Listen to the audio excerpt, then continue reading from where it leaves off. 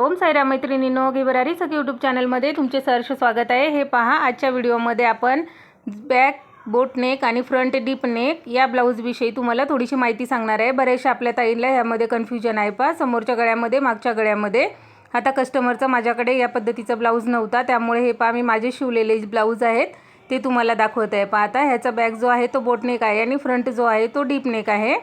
हे पायाची उंची जी आहे समोरच्या गळ्याची ती आपण घेतलेली आहे 6 इंचावरती, रेडी 6 इंचावरती हा आहे।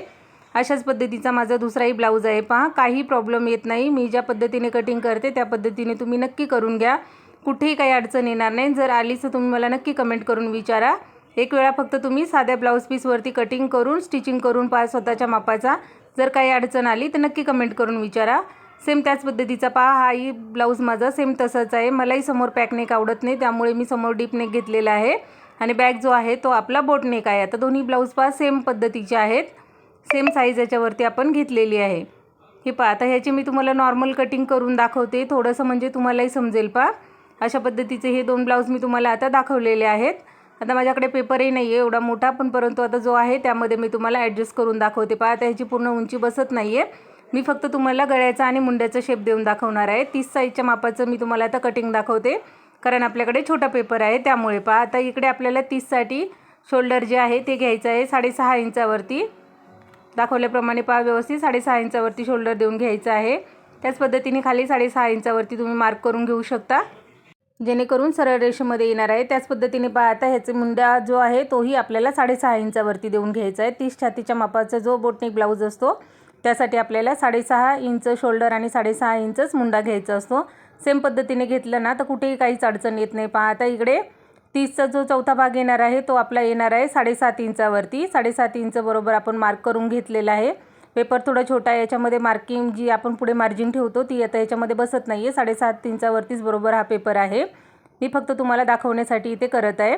आता हे पहा, तर त्यानंतर काय करायचं आहे आपल्याला, आतल्या बाजूला फ्रंट मुंडा जो आहे जो आपण कट करणार आहोत त्यासाठी आतल्या बाजूला अर्धा इंच बरोबर जे आहे ते यायचं आहे, व्यवस्थित असं अर्धा इंचावरती यायचं आहे दाखवल्याप्रमाणे। पहा, जास्तच कोणाची तब्येत डाऊन असेल तर तिकडे पावणे 1 इंचावरती तुम्ही आतल्या बाजूला यायचं आणि असं वरच्या पॉईंटपासून सरळ खाली एक रेष देऊन घ्यायची आहे, अशा पद्धतीने जोडून घ्यायचं। तर त्यानंतर काय करायचं आहे आपल्याला, फ्रेंच कर्वच्या साहाय्याने पहा, आता समोरच्या बाजूचं पहिले मी तुम्हाला बॅक साईडचा आधी तुम्हाला मी मुंडा जो आहे ती मुंडा खोली जी आहे ती देऊन दाखवते 1 इंचावरती।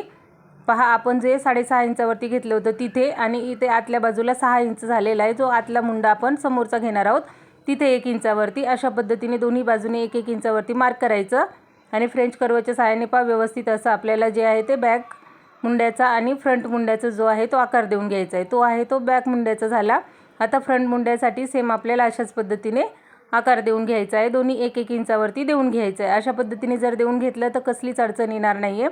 हे पहा, आता मध्ये जो कपडा दोघांमध्ये जे मध्ये जो गॅप आलेला आहे तो कट झाल्यानंतर गळा जरी डीप झाला तरी कुठेही झोळ येत नाही। पहा, आता आपण दोन्ही पेपर कट करून घेऊया। हा जो मी आता कट करत आहे हा झाला आपला बॅकचा जो आहे तो मुंडा झालेला आहे। पहा, अशा पद्धतीने मी तुम्हाला गळाही करून दाखवणार आहे। व्हिडिओ शेवटपर्यंत नक्की पहा, काही जर अडचण आली तर नक्की कमेंट करून विचारा।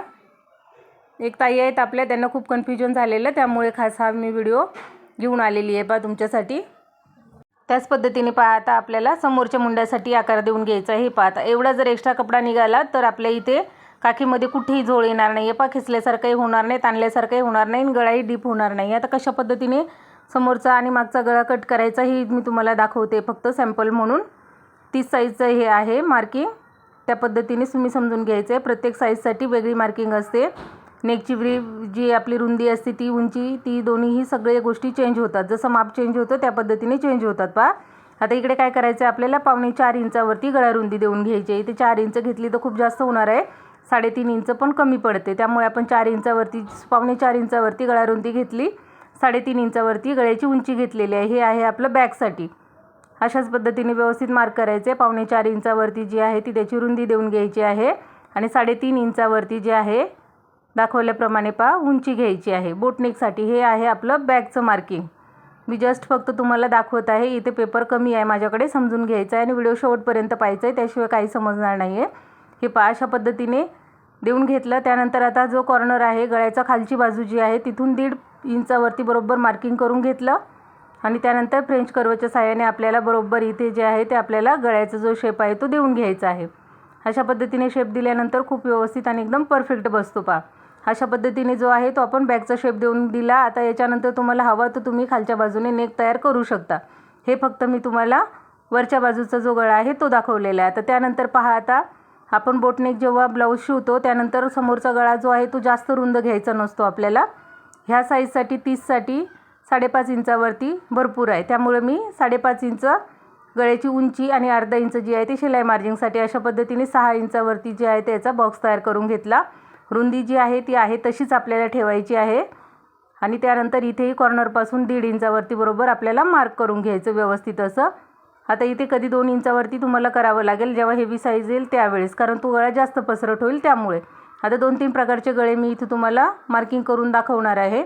हे पहा, अशा पद्धतीने जो झाला तो गोल गळा झाला, हा जास्त पसरट झालेला नाही आहे आणि गळ्याची उंची जी आहे ती वाढलेली आहे पहा। अशा पद्धतीने कट केला।